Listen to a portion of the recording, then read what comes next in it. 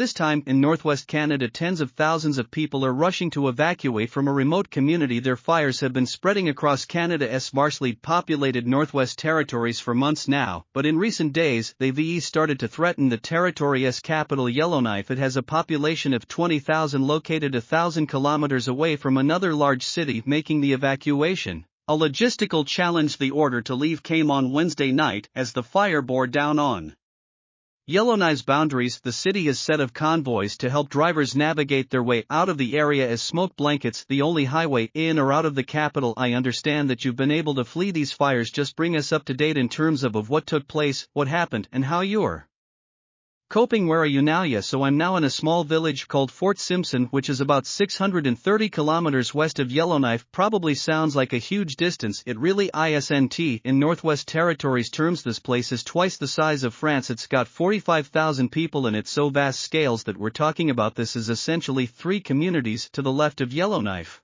And you can just hear a float plane in the distance. By the way, this is the Mackenzie River behind me. Yellowknife under a full evacuation order. As you've probably heard, yesterday we came out here a day before because, to be frank, the writing has been on the wall for days that wildfire was gonna pose a grave threat. What were you seeing that led you to think, hey, I better get out of here even a day before the official evacuation order takes place? Well, I'm the editor of Cabin Radio, a website covering the Northwest Territories, and I'll shout over the floodplain in the background here that we did an interview with a gentleman named John Valiant, who spent 7 years studying wildfires in Fort McMurray that took place in 2016. And John Valiant described to me how authorities in Fort McMurray in 2016 underestimated the strength of 21st century